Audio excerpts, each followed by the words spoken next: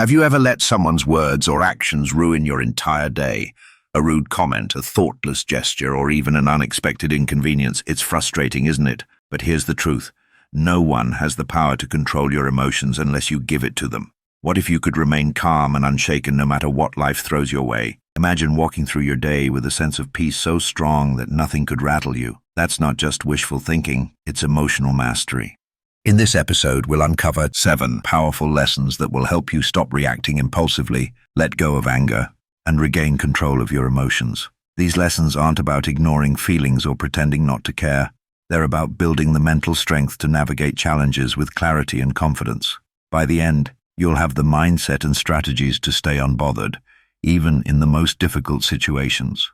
So, if you're ready to unlock the secret to emotional freedom, let's begin. Your journey to mastering your emotions starts now. Lesson 1. Your reactions are your choice. Picture this. You're having a peaceful morning, sipping coffee or walking in the park. Suddenly, someone says something rude or inconsiderate, and your calm vanishes. You think, why did they ruin my day? But here's the reality. They didn't. You did. Your emotions are your responsibility. No one can control how you feel unless you allow them to. Think of it like wearing noise-canceling headphones in a loud city. The chaos doesn't disappear, but it doesn't have to affect you. You decide what gets through. A wise thought sums it up perfectly. Between stimulus and response, there is a space. In that space lies our power to choose our response. In our response lies our growth and our freedom. Instead of reacting impulsively, try this. Pause and identify your emotion.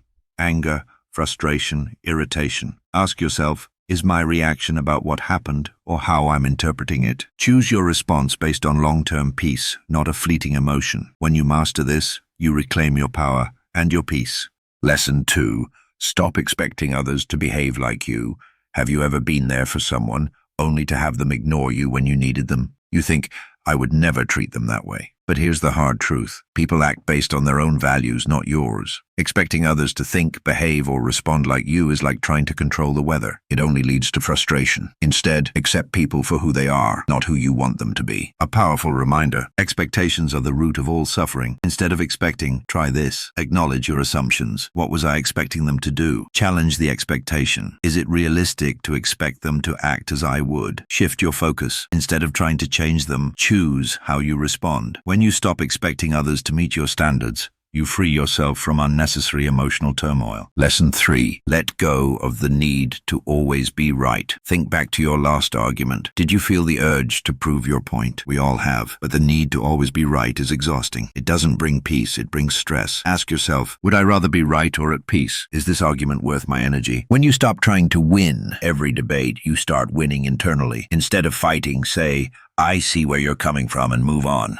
Not every battle is worth your peace. Lesson 4. Stop letting others' words define your worth. Someone criticizes you, and suddenly your confidence shatters. Why? Because you've given their words too much power. Here's the truth. Your worth isn't tied to someone else's opinion. Marcus Aurelius said it best. We care more about others' opinions than our own. But why? Instead of reacting to criticism, pause before responding. Breathe before you react. Separate fact from opinion. Is their comment valid or just their perspective? Reaffirm your worth. You define you, not them. When you stop letting others dictate your self-worth, you gain true freedom. Lesson 5. Protect your energy by setting boundaries. A friend calls in the middle of your busy day, asking for help with something trivial. A coworker dumps a last-minute task on you. You feel the pressure to say yes, even though you're stretched thin. Why is it so hard to say no? Because we fear letting people down. But protecting your peace requires setting boundaries. You can't pour from an empty cup. Boundaries aren't selfish. They're necessary. Without them, you let others dictate your time and emotions. Instead of silently resenting someone, kindly but firmly state your limits. Try this. Be clear and honest. Communicate your limits directly. Use I statements. Say, I need some quiet time after work instead of, you always bother me. Stick to your boundaries. Consistency earns respect. When you set boundaries, you don't push people away. You create healthier relationships and protect your peace. Pause and ask yourself, have I communicated my needs clearly? Am I honoring my own boundaries? By setting limits, you free yourself from unnecessary obligations and reclaim your energy for what truly matters. Remember, you are not responsible for managing everyone else's feelings or fixing their problems. Your primary responsibility is to yourself,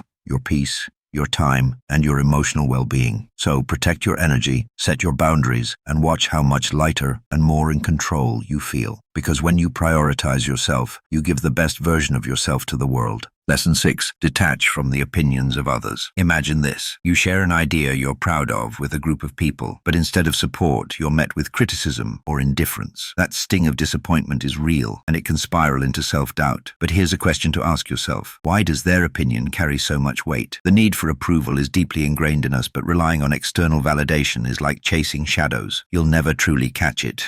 Emotional freedom begins when you stop letting the opinions of others define your worth. Think of it this way. Everyone views the world through their own lens, shaped by their experiences, biases, and insecurities. What someone says about you often reveals more about them than it does about you. When you internalize their opinions, you give them power over your emotions and decisions. Why let someone else control your narrative? A simple yet powerful thought to remember. Your worth isn't up for debate. It's not tied to what others think of you, whether it's praise or criticism. It's something intrinsic, unshaken by external noise. Let's consider a practical example. Imagine you're wearing a brand new outfit you love, and a coworker makes a passing remark. That's an interesting choice. You could let their comment ruin your confidence, or you could remind yourself that their opinion doesn't diminish your joy. When you detach from the need for approval, you free yourself to live authentically. The Stoic philosopher Epictetus said, "If you want to improve, be content to be thought foolish and stupid." This might sound harsh, but it's liberating. Growth often involves going against the grain or doing things others might not understand. Seeking approval can hold you back, while embracing your own path, even if misunderstood,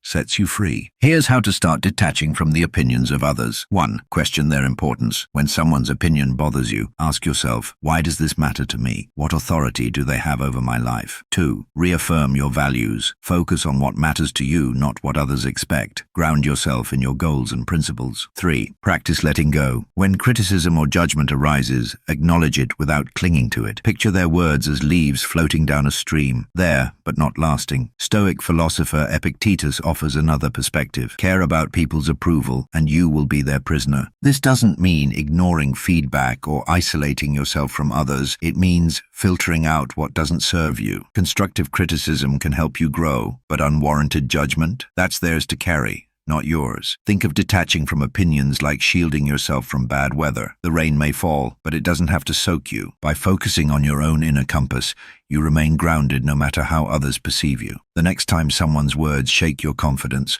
pause and ask yourself, am I living for them or for me? By choosing to detach, you reclaim your freedom, protect your peace, and build a life that's authentically yours. Lesson 7.